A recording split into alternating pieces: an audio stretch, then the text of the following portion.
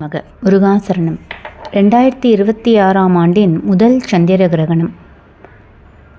2026ஆம் ஆண்டின் முதல் சந்திர கிரகணம் 3/3/2026 செவ்வாய்க்கிழமை நடைபெறுகிறது. துல்லியமான நேர விவரம்: மாலை 4:34 மணி கிரகண தொடக்கம், இரவு 6:47 மணி கிரகணம் முடிவு. இந்த கிரகணம் உலகின் பல பகுதிகளில் தென்படும். இந்தியா மற்றும் இலங்கை ஆகிய நாடுகளிலும் பார்வையிட முடியும் என்று அறிவிக்கப்பட்டுள்ளது. சந்திர கிரகணம் என்றால் என்ன?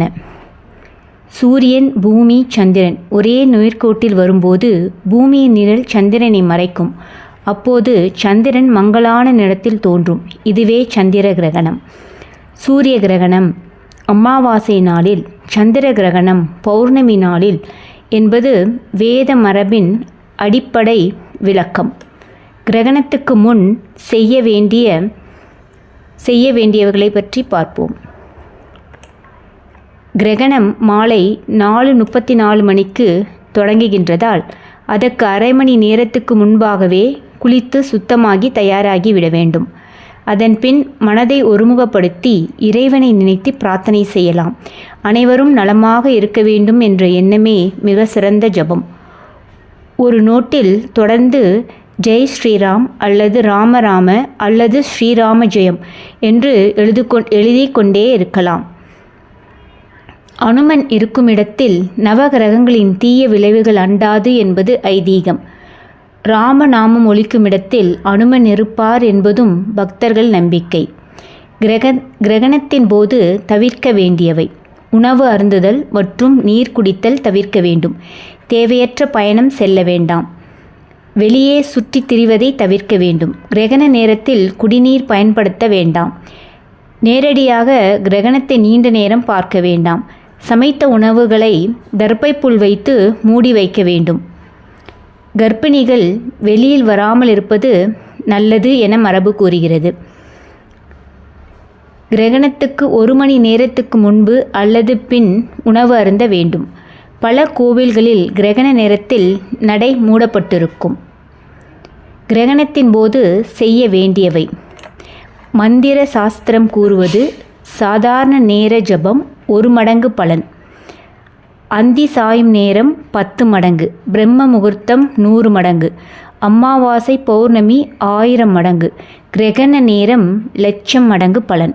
எனவே 3/3/2026 மாலை 4:34 மணி முதல் 6:47 மணி வரை முழு மனதுடன் ஜபம் செய்யலாம். சிவ பரம்பொருளை சரணடைந்து மந்திர ஜபம் செய்வது மன அமைதிக்கும் ஆற்றலுக்கும் உதவும்.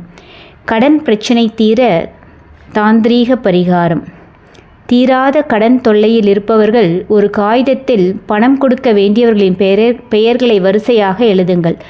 அவரவர் தொகையை குறிப்பிடுங்கள். ஒவ்வொருவருக்கும் ₹1 செலுத்தியதாக குறிக்கவும். ₹1 கழித்து மீதி தொகையை எழுதவும். ஒவ்வொரு பெயருக்கும் ₹1 நாணயம் எடுத்து தனித்தனியாக மடித்து வைக்கவும். அனைத்தையும் பூஜை அறையில் வைத்து எனது கடன் சீக்கிரம் தீர வேண்டும் என வேண்டிக் கொள்ளுங்கள். இது கிரகண நேரத்தில் செய்யப்படும் மரபு பரிகாரம். இது ஆன்மீக நம்பிக்கையின் ஒரு பகுதி மட்டுமே என்பதை நினைவில் கொள்ள வேண்டும்.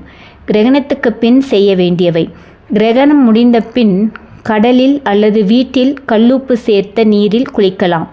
பூஜை அறையை சுத்தம் செய்து தீபம் ஏற்றி வழிபடலாம். அருகிலுள்ள கோயிலுக்கு சென்று வருவது நல்லது.